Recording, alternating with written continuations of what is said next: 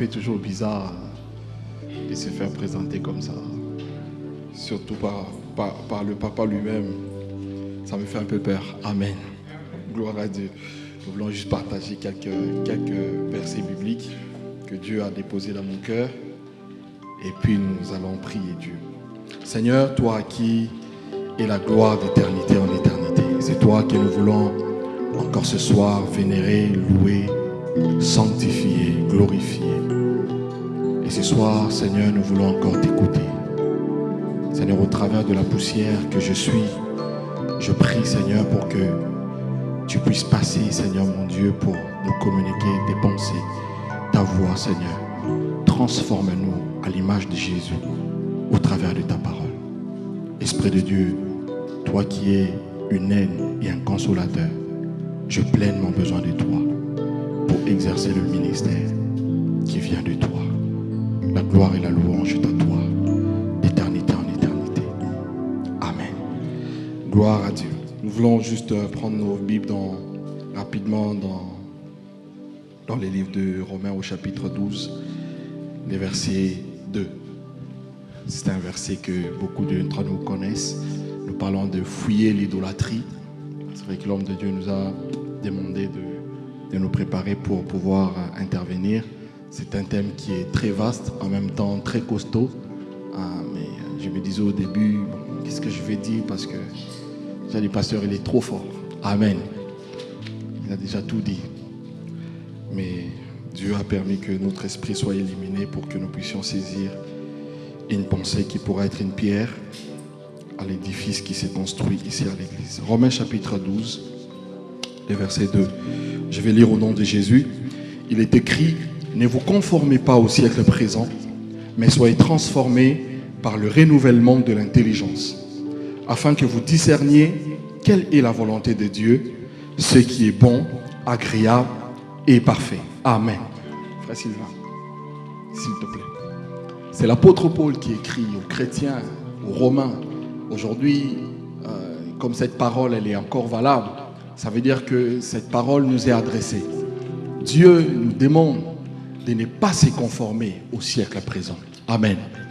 Il dit: soyez transformés par le renouvellement de l'intelligence. Ça veut dire que ces deux versets, en même temps, présentent un contraste, mais en même temps, présentent la solution pour être délivré du siècle présent. Ça veut dire que si on veut être délivré du siècle présent, il faut être transformé au niveau de son intelligence. Amen. D'où le thème que je vais aborder en quelques minutes, c'est le renouvellement de l'intelligence. Amen. Lorsqu'on dit se conformer, le verbe se conformer, ça veut tout simplement dire être identique, n'est-ce pas? Être uniforme. Et se conformer, veut aussi dire, excusez-moi, être comme. Amen. Nous sommes ensemble. Et le verbe se conformer veut aussi dire se soumettre aux principes d'eux ou encore aux règles d'eux. Amen. Amen, amen. Et Paul ici dit de ne pas se conformer au siècle présent.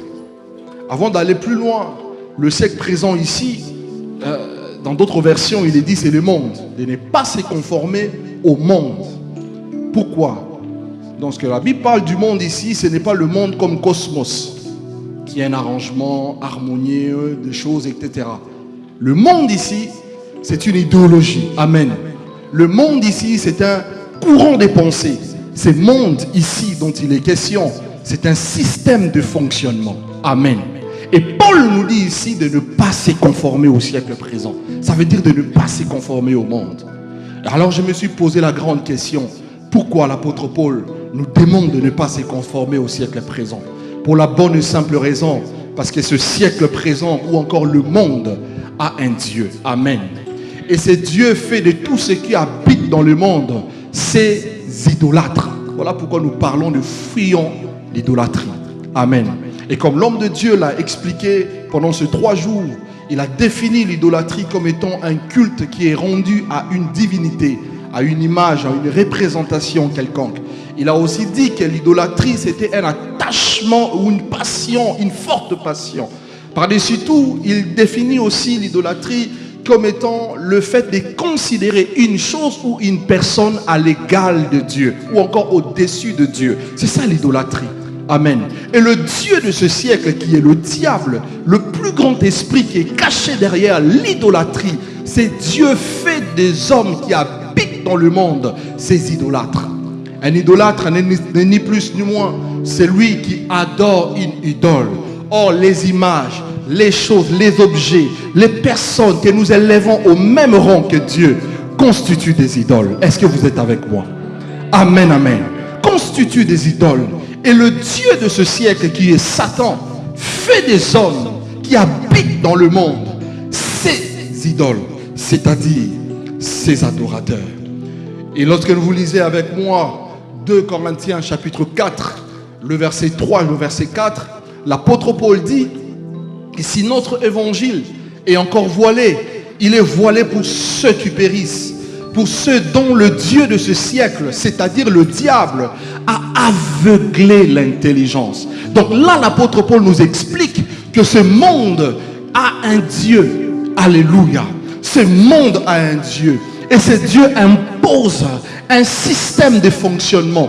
Ce Dieu impose une idéologie face à laquelle personne ne peut s'échapper.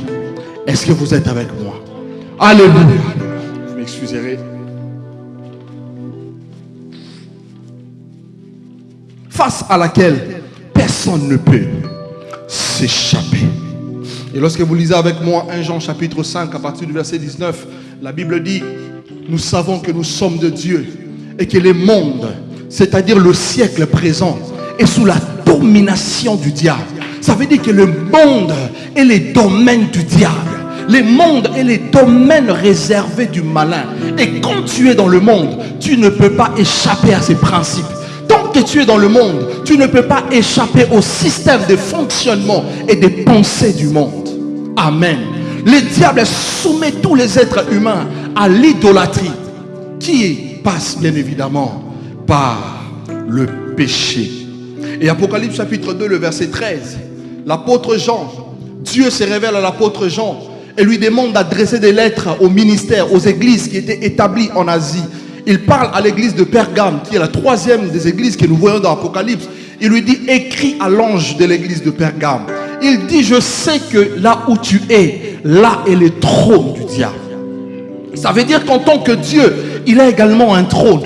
Et son trône est suspendu dans le monde. Ça veut dire quoi? Ça veut tout simplement dire que Dieu, c'est vrai, Dieu est le créateur de toutes choses, mais le monde lui a été remis. À quel moment? Lorsque vous lisez avec moi Genèse, comme le pasteur l'a si bien expliqué, nous voyons bien évidemment comment Dieu a procédé pour créer les choses. Et au 6e jour, la Bible nous dit que Dieu a créé l'homme. Dieu a tiré l'homme de lui-même. Mais Dieu donna à l'homme une mission. Il lui dit: créons l'homme pour que l'homme domine. Autrement dit, Dieu voulait dire que créons l'homme pour que l'homme soit le Dieu de la terre. Et ce Dieu-là, c'est avec petit d. Amen. Et c'est ce que le psalmiste confirme dans Psaume chapitre 82, le verset 6. Dieu dit au travers du psalmiste: j'avais dit que vous êtes des dieux. Amen. J'avais dit que vous êtes des fils du Très-Haut. Cependant, vous mourrez comme des fils des hommes. Ça veut dire que lorsque Dieu nous avait créés initialement, c'était pour que nous soyons des dieux. Mais quand parut le diable avec sa tentation, au travers de la tentation, et que le fait que l'homme avait succombé, l'homme a délibérément remis son pouvoir des dieux au diable. C'est en ces moments-là que le diable est devenu le Dieu de ce siècle présent. Est-ce que vous êtes avec moi? Est-ce que vous êtes là, s'il vous plaît? C'est en ces moments-là, précisément, que le diable va devenir le Dieu de ce siècle présent. Et parce qu'il est le Dieu de ce siècle, il impose une idéologie. Et son idéologie, bien aimée dans le Seigneur, c'est ce que la Bible appelle la loi du péché. Qui que vous soyez, nous sommes tous, bien aimés dans le Seigneur, soumis à cette loi du péché. Voilà pourquoi Romains chapitre 3, le verset 23, il est dit: tous ont péché, sont privés de la gloire de Dieu. Ça veut dire que tous ont succombé par notre père Adam à la tentation, sont donc devenus esclaves du péché. Alléluia. Donc, que vous le voulez ou pas, tel que vous êtes là, vous avez des mauvaises pensées. Peut-être pas ici, parce qu'ici, il est à la présence de Dieu. Quand vous quittez ce lieu, vous avez quand même des mauvaises pensées qui vous animent. Amen. Que vous le voulez ou pas, il y a quand même la jalousie qui est là. Que vous le vouliez ou pas, il y a les mensonges qui est là. C'est ce que la Bible appelle la loi du péché, qui est intégrée dans le corps et dans la vie de chaque être humain. Parce que, au travers du péché, le diable a fait de nous de ses adorateurs. Et la Bible dit dans 1 Jean chapitre 3, le verset 8, que celui qui pêche est du diable. Celui qui pêche adore le diable, parce que le diable pécha depuis le commencement. Est-ce que vous êtes avec moi? Est-ce que vous êtes avec moi?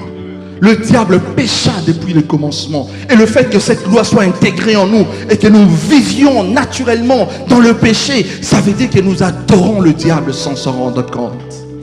Amen. Amen. Alors les conséquences de sa divinité. Il est devenu le Dieu de ce siècle, frère. La première des choses que le diable fait, bien aimé dans le Seigneur, comme je le disais tantôt, il a imposé la loi du péché à tout homme qui vit sur la terre. C'est pour cela que Paul explique ces mystères. Dans Romains au chapitre 7e, il dit, je veux faire le bien, mais le mal est attaché à moi. Je prends des résolutions de ne plus mentir, mais je me rends compte que je n'ai plus la force, ou encore je n'ai pas la force pour briser la force du mensonge. Amen. Je prends la résolution de ne plus tricher, de ne plus frauder, de ne plus faire le mal. Mais je me rends compte que le mal est attaché à moi. Parce que le Dieu de ce siècle a imposé sa loi pour faire de nous des idoles, pour que nous puissions l'adorer, frère. Amen. Amen. Tu ne veux peut-être pas parler mal, tu ne veux peut-être pas critiquer, mais voilà que c'est plus fort que toi. Amen. Et la Bible dit, même celui qui parle beaucoup ne manque pas du péché. C'est pour cela que nous, en tant qu'enfants de Dieu, nous devons beaucoup parler à Dieu et moins parler aux hommes. Amen. Ça nous évite de tomber dans le péché. Et quand ça monte, fléchis les genoux. Prie Dieu. Parce que rien ne résiste à la prière. Alléluia. Alléluia, alléluia. Il impose sa loi, frère. En tant que Dieu de ce siècle, personne ne s'y échappe. Deuxièmement, en tant que Dieu de ce siècle, il a renversé tout le fondement de la justice de Dieu dans le monde.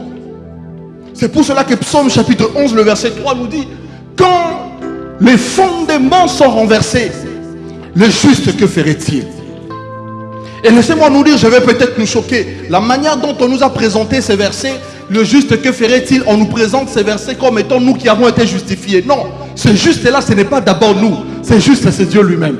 C'est pour cela que Paul explique plus tard cela en disant que je sais que le jour de mon départ, le Seigneur me réserve la couronne de vie. Il dit le Seigneur, les justes juges.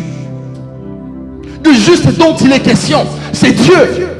Il dit quand le fondement de la justice sont brisés, même le juste n'a pas la force de faire quoi que ce soit.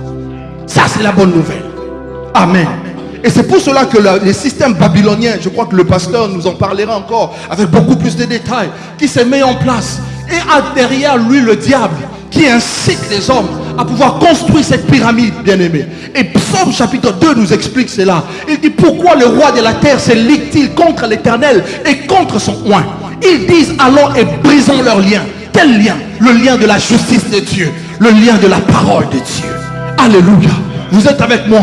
Est-ce que vous êtes avec moi? Ça, c'est l'œuvre du diable. En tant que Dieu de ce siècle, il renverse tout le fondement de la justice. Et Paul nous dit qu'il n'y a point de juste, pas même un seul sur la terre. Donc le fait que tu dises que tu sois juste, bien-aimé dans le Seigneur, tu es un menteur. Si je suis juste, je suis un menteur, oh, un grand menteur. Amen. Troisièmement, en tant que Dieu de ce siècle, le diable impose le mal comme le système de fonctionnement. Le monde, le siècle présent fonctionne par le mal. Le siècle présent fonctionne par la corruption. Le siècle présent fonctionne par la vanité des pensées des hommes. Et le diable a imposé le mal comme étant le système de fonctionnement du monde. Et lorsque vous lisez avec moi Genèse chapitre 6 à partir du verset 5, la Bible dit que le Seigneur Dieu vit que la méchanceté des hommes était grande et que tous les jours, leurs pensées, les pensées de leur cœur étaient orientées vers le mal. Et je ne vous apprends rien, à moins que vous soyez un extraterrestre. On a l'impression, le monde dans lequel nous vivons, le mal est appelé bien, le bien est appelé mal. Voilà ce monde. Quand vous essayez de marcher dans la justice, on vous trouve un abruti, on vous trouve un dépassé, quelqu'un qui vient d'une autre planète. Parce que le monde fonctionne par le mal, par la corruption. Ça, c'est le siècle présent. Amen. Et pour bien comprendre ce que je nous dis, vous pouvez naviguer avec moi dans les épîtres de Paul, notamment vers les épîtres de Paul à Timothée. L'apôtre Paul dit à Timothée, dans 2 Timothée à partir au chapitre 3, il lui dit à son fils, sache que dans le dernier temps, il y aura des temps difficiles. Parce que les hommes seront méchants, égoïstes, amis de l'argent. Est-ce que je mens? Vous ne voyez pas qu'aujourd'hui les gens sont pingres, égoïstes. Tout est centré sur eux. Même nous qui prêchons l'évangile, quand on glorifie la grâce qu'il y a dans l'autre, on se sent mal. Amen. Parce qu'on veut que tous les projecteurs soient fixés sur nous. Amen. Traîtres, rebelles à leurs parents, fanfarons. La Bible dit, aimant les plaisirs plus que Dieu. Et c'est le monde dans lequel nous vivons. Si on disait qu'on allait manger ici, vous allez voir, ce serait rempli. Là on dit prière, non, parce qu'on aime les plaisirs plus que Dieu. Et j'écoutais hier un homme de Dieu qui disait, il dit, vous savez que la prière c'est difficile. Et je me rends compte, effectivement c'est vrai. La prière c'est très difficile. Arrêter ces occupations, surtout nous qui vivons ici en Europe, avec toutes les pressions sociétales. Abandonner ces occupations pour chercher Dieu, mais c'est difficile. Mais il faut aimer le Seigneur. Lorsque je dis prier, je ne dis pas seulement le fait que nous venons nous rassembler ici. Amen. Parce que la prière est avant tout un état d'esprit. Est-ce que vous êtes avec moi? Gloire à Jésus. Et ça, c'est le système de fonctionnement du monde. Le mal a pris la place du bien. Et Ésaïe nous dit, malheur à ce peuple, à ceux-là qui appellent le mal bien et le bien mal, à ceux-là qui appellent la justice injustice et l'injustice justice, à ceux-là qui changent les ténèbres en lumière. Ésaïe nous dit malheur. Ça, c'est le système de fonctionnement du siècle présent dans lequel vous et moi nous sommes. Et ce système fait de tous les hommes qui s'y conforment des adorateurs du diable.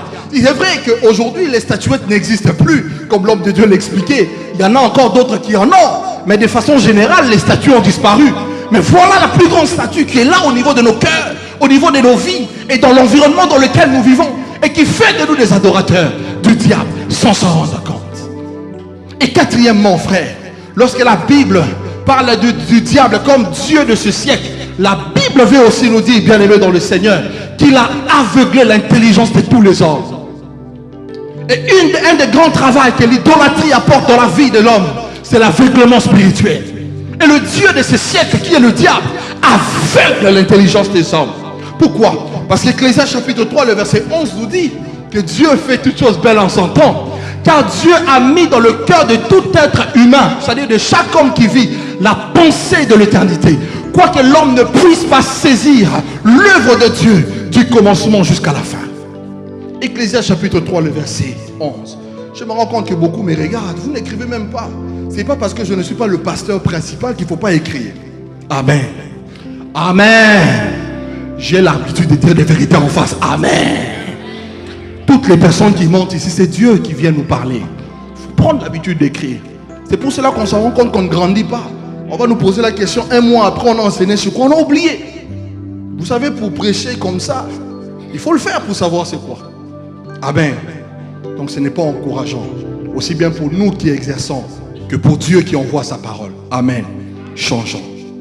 Le Dieu de ce siècle aveugle également l'intelligence des hommes. Parce que l'homme, tout être humain, la manière dont il vit, il recherche Dieu d'une façon ou d'une autre. Je ne sais pas si vous avez déjà pris un avion ici et qu'il y a un scandale dans les airs. Même ceux-là qui se disent athées, ils crient mon Dieu. Mais tu dis que tu es athée, que Dieu n'existe pas. Mais quel Dieu invoques-tu? Amen. Il crie mon Dieu. Parce que dans la pensée de chaque être humain, l'homme cherche quelque chose. En réalité, c'est lui qui se dit athée. Il croit en lui-même. Donc il devient son propre Dieu. Amen. Et le diable jette l'aveuglement dans les yeux des gens pour qu'ils ne voient pas la bénédiction qui est cachée derrière la richesse de Christ. Amen. Pour mieux comprendre cela, frères et sœurs dans le Seigneur, Jésus dit que deux aveugles qui conduisent un aveugle tomberont tous les deux dans le trou. Mais dans quel trou? Le trou de la confusion. Dans quel trou? Le trou du chaos. Dans quel trou? Par-dessus tout, c'est le trou de la Guéhenne, qui est le feu éternel. La séparation éternelle de l'esprit de l'homme avec Dieu. Et c'est pour cela qu'il veut aveugler les gens, pour qu'ils ne voient pas la lumière de Christ, qu'ils ne voient pas le trésor qui est enfoui dans le nom de Jésus, qu'ils ne mesurent pas la valeur du salut que Dieu nous a donné par le sang de Jésus. Alléluia. Parce qu'il veut nous destiner dans le lac de feu, qui est une condamnation qui lui a été réservée avec ceux-là qui obéissent à sa voix. Amen. Et pour comprendre ça, vous avez justement l'histoire de deux arbres que Dieu avait mis dans le jardin d'Éden. L'arbre de la connaissance de la vie et l'arbre de la connaissance de la mort. Il vient lui dit, Dieu a-t-il réellement dit? Mais non, Dieu a dit qu'on peut de tout manger. Il n'y a qu'un arbre que Dieu a interdit. Et lorsque vous regardez la Bible, le manger là n'est pas le manger du manger. Manger dont il est question ici, c'est communier, partager ou participer à la vie de vie. Et l'arbre de vie dont il est question, ce n'est pas un arbre qui donne le fruit. Parce que le même arbre, nous le retrouvons dans Apocalypse 2 dans l'église d'Éphèse et dans Apocalypse 22. Donc l'arbre de vie, c'est l'image de la vie éternelle que nous avons en Jésus. Et quand le diable vient, il te dit, es-tu, Dieu a-t-il réellement dit? Et c'est ce qu'il fait dans nos vies de tous les jours. Tu manques d'argent, mais tu crois vraiment que abandonne ces dieux-là, va suivre ma voie. Non, parce qu'il veut te voiler pour que tu ne voies pas qu'est-ce qui est caché derrière le nom de Jésus. Nous ne sommes pas sauvés pour avoir l'argent. Donnez-moi un amen bien s'il vous plaît. Nous ne sommes pas sauvés pour avoir des bénédictions du monde. Nous sommes sauvés pour aller au ciel avec Dieu. La Bible dit que Dieu nous a délivrés des ténèbres et il nous a transportés dans le royaume de son Fils. Ça c'est le but du salut. Ce n'est pas pour faire de nous des hommes beaux. Pour les femmes qui n'ont pas de mari, ce n'est pas pour que le lien de célibat soit brisé d'abord. Les sœurs, dites-moi amen. Amen, amen. Ce n'est pas d'abord pour que le lien de célibat soit brisé, mais c'est pour que nous puissions avoir la vie. Alors la vie éternelle. Et Paul dit que je ne veux pas que vous soyez en communion avec des démons. Et quand est-ce qu'on est en communion avec les démons? Lorsqu'on mange l'arbre de la connaissance du bien et du mal. Lorsqu'on consomme le péché, on entre automatiquement en contact et en communion avec le diable. Et quand on est en communion avec le diable, non seulement on est son adorateur, mais également on devient son esclave. C'est pour cela qu'il peut se permettre de tout amener. L'échec, la maladie, la frustration, le chaos et les désordres. Amen. Amen. Amen. Gloire à Dieu. Et même Jésus, le Fils de Dieu, n'a pas échappé aux stratégies que le diable a mis en place, qui est celui de maintenir les humains sous l'emprise de l'idolâtrie. Il lui dit, lorsqu'il lui tente dans le désert, il lui dit, je te donnerai tous ces royaumes et la gloire, à condition que tu te prosternes devant moi et tu m'adores. Littéralement, le diable veut dire à Jésus, je te donnerai tout ça à condition que tu deviennes idolâtre. Vous ne m'avez pas compris. Je te donnerai tout ce que tu recherches, mais à une seule condition, que tu deviennes idolâtre. Amen. Même Jésus, le Fils de Dieu, n'a pas échappé au système de fonctionnement de ce monde. Voilà pourquoi lorsqu'il vient et il commença le ministère, il va répéter la prophétie d'Ésaïe 61, dans Luc 4 précisément. Il dit que l'Esprit de Dieu est sur moi, car il m'a oint pour annoncer la bonne nouvelle aux malheureux. Il m'a envoyé pour guérir ceux qui ont le cœur brisé. Alléluia. Il m'a envoyé pour annoncer aux captifs la liberté. Et j'aime ce qui suit. Il dit aux aveugles le recouvrement de la vue. Il est venu pour nous délivrer de ce voile qui nous empêche de voir comme Dieu veut que nous puissions voir. Il est venu déchirer le voile de l'aveuglement, my God, afin que nous puissions contempler la richesse qu'il y a dans le nom de Jésus. La Bible, Paul dit, c'est une sagesse que nous prêchons parmi les parfaits.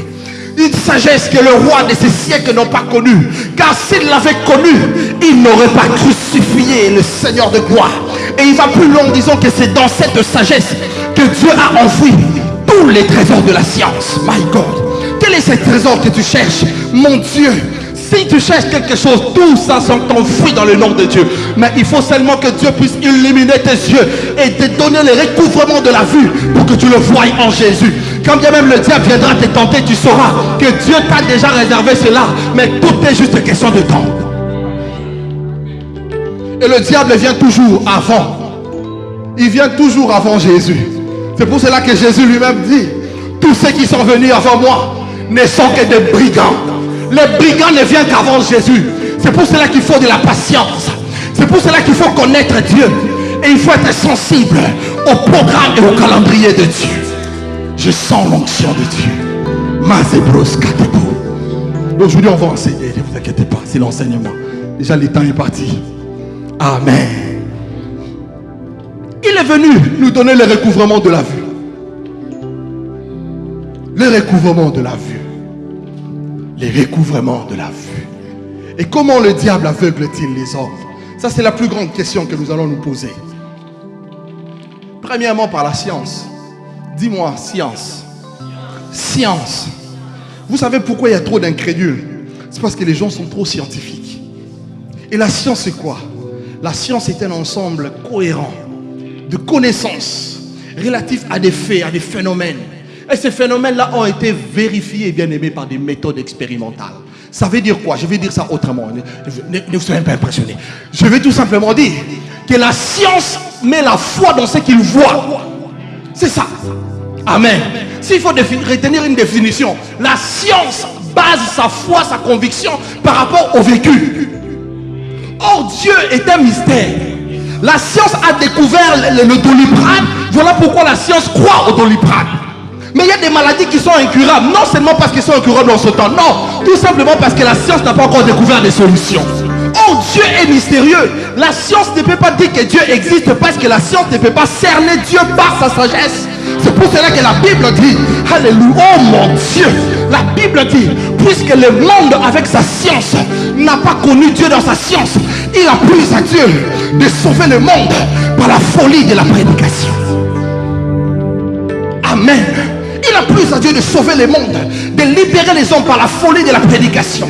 Parce que la science ne peut pas cerner le mystère de la divinité. Dieu se révèle, mais Dieu ne se comprend pas. Et Paul, un des grands combats qu'il a mené, c'est le combat contre la science, c'est-à-dire contre les raisonnements. Alléluia. Contre les forteresses. Il dit, les armes que Dieu nous a données, elles sont vivantes et puissantes pour renverser les forteresses. Et entre autres, ces forteresses, c'est les systèmes de pensée, c'est les raisonnements, c'est les philosophies. Et le diable utilise la science et compte sur la science et l'intelligence humaine pour voiler les hommes. C'est pour cela que vous verrez qu'en Afrique, beaucoup de gens croient à la guérison divine. Et en France, même nous les chrétiens, nous ne croyons pas. Quand on est un bobo, ambulance tout de suite. On oublie qu'on a les médicaments par excellence. Le sang de Jésus et le nom de Jésus. À mon nom, ils imposeront les mains sur les malades. Et les malades seront guéris. Mais premier réflexe, c'est le pompier. Premier réflexe, c'est les urgences. Oh, revois ta foi. Dis à toi-même, mon ami, revois ta foi. Revois ta foi. Deuxième chose que le diable utilise pour aveugler les hommes bien-aimés dans le Seigneur, je dirais plutôt, c'est la séduction. La séduction, c'est le fait de tromper quelqu'un. Et c'est ce qui s'est passé dans Genèse. Il dit à la femme, Dieu a-t-il réellement dit? Amen. Mais Dieu a-t-il réellement dit? Et j'aime la conclusion de ces versets. Au chapitre 6, la Bible dit, la femme vit que l'arbre était beau et qu'il était précieux pour ouvrir l'intelligence. Oh my God. Un interdit qui va changer de nature. Et c'est ce qu'il fait au fait. C'est ce qu'il fait habituellement, le diable. Il te présente des choses. Tu te dis que c'est précieux pour moi. Dieu dit que je te bénirai avec un bon travail. Voilà, lui, il t'amène des voies bizarres avec des combinaisons bizarres. Dieu a dit que je vais te stabiliser. Lui, il t'amène des intérims. Comme ça correspond plus ou moins à ce que tu recherches, tu dis certainement, ça c'est la visitation de Dieu. Dieu dit que je vais t'élever, mais en mon temps. Toi, parce que Dieu commence à t'utiliser ici à l'église, tu dis voilà, c'est mon temps. J'ai maintenant l'onction puisque même les dates. Mon ami, calme-toi. Ça ne marche pas comme ça. Amen, amen. Amen, amen. Là, c'est comme ça. Et si tu suis cette séduction, tu te perds. Tu te perds et tu t'égares. Il compte sur la séduction. Voilà pourquoi même dans les églises, nous qui avons cru, bien aimés dans le Seigneur, le diable amène également la séduction dans le but de détruire notre foi. C'est exactement ce que Jésus dit en parlant de la parabole du blé et de l'ivraie. Et l'ivraie que le diable introduit aujourd'hui dans les églises, frère, cette ivraie-là n'est sans rien d'autre que les fausses doctrines avec les faux docteurs et les faux prophètes. C'est ce que 1 Timothée chapitre 4 nous dit, que dans les derniers temps, beaucoup abandonneront Dieu pour s'attacher à des doctrines, des démons et à des esprits séducteurs qui viennent du grand esprit qui est le diable. Que de fausses doctrines aujourd'hui. Que de fausses doctrines dans le but de nous aveugler sur la vérité biblique. Troisième type d'aveuglement, je vais aller vite, ce sont les religions. Le diable sait, comme je le disais, que tout homme cherche Dieu. Alors pour empêcher les hommes de trouver l'arbre de vie, il vient placer, comme Dieu avait placé en Éden, l'arbre de la connaissance du bien et du mal. Juste à côté. C'est pour ça que nous avons toutes ces fausses religions. D'autres s'autoproclament Dieu. Moi, je suis né dans une religion où on avait un Dieu. Dites Amen. Mais ces dieux-là, je parle à l'époque, hein, comprenez-moi. Notre ancien Dieu, il est mort. Notre ancien Dieu est mort. On l'a enterré, notre Dieu. Mais les gens continuent à y croire. Mais quelle séduction. Vous avez aujourd'hui toutes ces religions telles que l'islam, l'hindouisme, le shintoïsme, toutes ces religions orientales, le bouddhisme. Tout ça, le diable met en place exprès dans le but d'aveugler les gens pour qu'ils ne soient pas en contact avec la parole de Dieu. C'est pour cela qu'estime-toi heureux, toi qui as cru en Jésus. Même quand tu n'as pas l'argent, même quand tu n'as pas de papiers, même quand tout ne marche pas, estime-toi heureux. Tu as la vie éternelle en Jésus. Oh! Amen. Amen. Le diable compte sur les religions pour aveugler les hommes. Quatrièmement, il compte sur les traditions. Dis avec moi tradition. Jésus a dit, vous annulez ainsi la parole de Dieu au profit de vos traditions. Matthieu chapitre 15, le verset 6. Et les traditions, c'est ce qui se transmet d'une génération à une autre. Dans les traditions, il y a aussi des bonnes choses. Mais dans les traditions, il y a aussi des mauvaises choses. Autrement dit, les traditions est un mélange. Or, notre Dieu n'est pas un Dieu de mélange. Et c'est ce que Dieu reproche à l'église de Pergame. Une église qui s'est mélangée avec le monde. Amen. Et un autre voile que le diable utilise, excusez-moi, le temps me manque, je ne pourrais pas développer. Ce sont les coutumes. Amen. Ce sont des pratiques permanentes et habituelles d'un peuple quelconque, d'une personne aussi. Et moi qui vous parle, je suis issu d'une famille des coutumes. Bon, je vais juste ouvrir une parenthèse pour que vous compreniez. Toi, soeur, tu vas te marier. On dit, ok, bon, à la dot, on va demander, bon, nous, dans notre coutume, on demande les fusils. Bon, toi aussi, frère, comme tu n'as pas de discernement, tu vas ramener les fusils. Mais on va te tuer spirituellement. Mais tu vas faire quoi avec les fusils? Papa, tu pries. Pourquoi tu es encore attaché aux coutumes? Oh, chez nous, on n'entre pas avec les chaussures. Il faut enlever les chaussures parce que les esprits vont se fâcher. Quel esprit? Quand on s'est converti au Seigneur, bien aimé dans le Seigneur, notre coutume, c'est la parole de Dieu. On n'a plus d'autres traditions auxquelles on doit s'attacher, ni notre coutume, frère. Nos coutumes, c'est la parole. Amen. Amen, amen. Ça, ces choses, les diables s'en servent. La liste, elle est tellement longue, le temps part vite. Pour nous aveugler, frère, et nous empêcher de saisir la vie éternelle. Et j'ai la bonne nouvelle pour toi et pour moi. L'apôtre Paul dit, dans 2 Corinthiens chapitre 3, homme de Dieu, le verset 16 au verset 18, il dit, lorsque le cœur s'est converti au Seigneur, les voiles est ôté. La solution pour briser l'aveuglement, c'est de donner sa vie à Jésus. Lorsque le cœur est donné à Jésus, Jésus déchire le voile et il te permet de voir clairement la vision de Dieu pour toi. My God. Amen. Lorsque le cœur s'est converti, c'est alors que le voile est ôté. Et lorsque le voile est ôté, c'est là que Dieu peut t'apporter le salut. Jésus disait aux pharisiens, ce sont des aveugles. Pourquoi? Parce qu'ils ont les yeux pour voir, mais ils ne voient pas. Ils ont les oreilles pour entendre, mais ils n'entendent pas. Ils ont le cœur pour comprendre, mais ils ne comprennent pas. De peur qu'ils ne se répandent et que je leur guérisse. Dans d'autres versions, elle dit que je leur sauve. Et c'est pour cela que Paul présente le renouvellement de l'intelligence comme étant la solution pour sortir du conformisme mondain. Tant que tu ne comprends pas que l'idolâtrie est une mauvaise chose, frère, tu demeureras idolâtre. Peut-être toi c'est idolâtre du sexe, d'autres c'est l'idolâtre de l'alcool, d'autres encore c'est l'idolâtre de l'argent. Ils aiment tellement l'argent, ils aiment l'argent plus que Dieu. C'est pas le frère Sylvain, hein? Amen. Tellement d'idolâtres. D'autres encore aiment leur femme, leur mari plus que Dieu. Et mon ami, j'ai toujours dit à ma femme, si je meurs ici, tu vas te remarier, donc arrête ces histoires-là. Je t'aime, je t'aime, je t'aime. Oui, je sais que tu m'aimes beaucoup, moi aussi je t'aime. Mais il ne faut pas dire que non, moi, non, parce que je meurs ici, tu te remaries. Ces maris-là qui te font des imprécations, d'autres encore, ils ne veulent plus servir Dieu à cause de leur mari. Mais les maris meurent, tu vas te remarier, hein? Ah oui, mon ami. C'est pour cela qu'il ne faut pas que la femme t'empêche de servir Dieu. Il ne faut pas que ton mari t'empêche de servir Dieu. Mes amis, c'est un trésor. C'est le seul héritage que nous amènerons avec nous au ciel lorsque nous partirons. La Bible dit que les œuvres des justes les suivent dans l'au-delà. Ta maison restera, tes enfants resteront, ta femme ou ton mari restera. Amen. Réveille-toi, mon ami. Dieu m'envoie pour te réveiller. Amen. Amen. Est-ce que tu es béni? Que Dieu soit loué. Que Dieu soit loué. Que Dieu soit loué. Que Dieu soit loué. Et le changement vient lorsque frères et sœurs, le voile se déchire. C'est pour cela qu'au verset 18 il dit, car le Seigneur c'est l'esprit, et là où est l'esprit du Seigneur, là aussi est la liberté.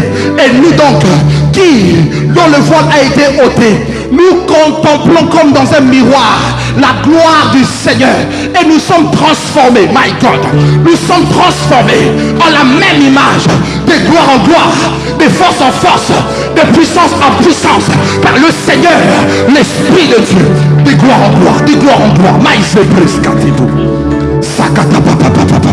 Seigneur, c'est un culte d'enseignement, permets-moi d'enseigner, et puis nous allons nous arrêter.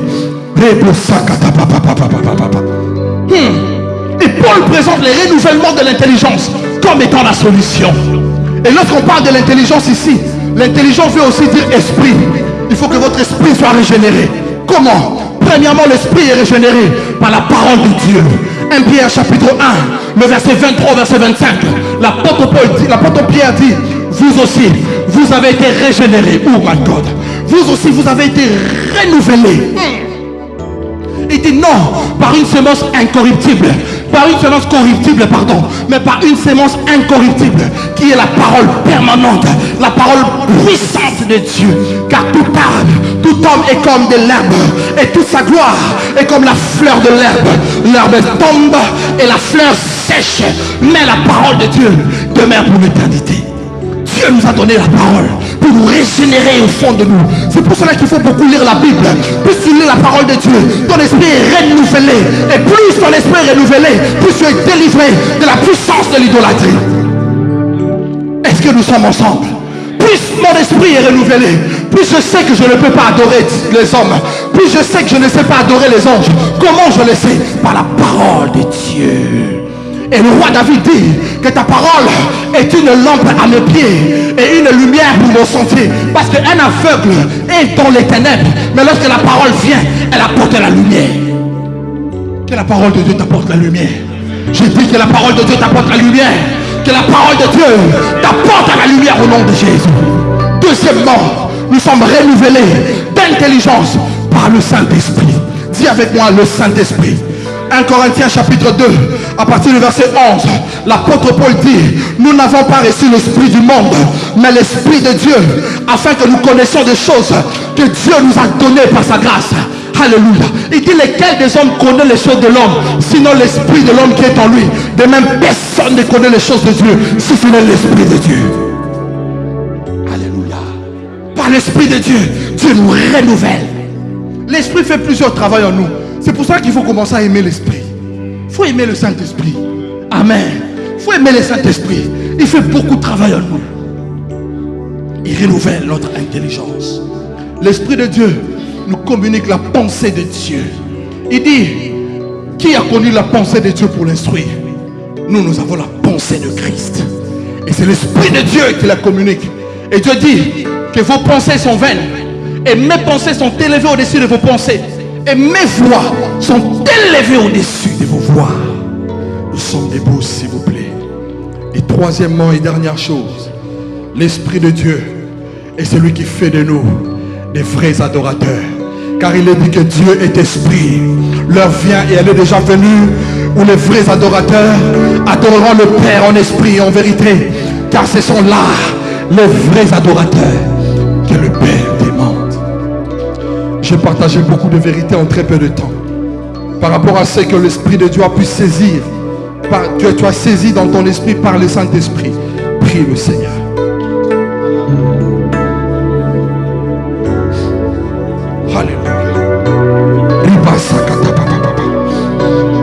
J'ai de très fortes palpitations cardiaques. Je ne sais pas si quelqu'un a des palpitations cardiaques ici.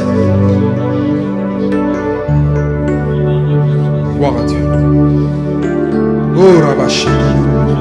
Vas-y mon frère. Oh Roboshaya. Eh Abashaka Rabash.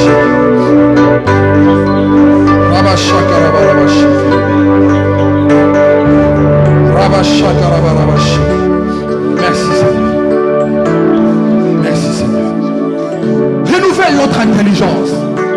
La Bible dit soyez transformés par le renouvellement de l'intelligence. Afin que vous discerniez la volonté de Dieu. Transformez-nous par le renouvellement de l'intelligence. Dans le précieux nom de Jésus.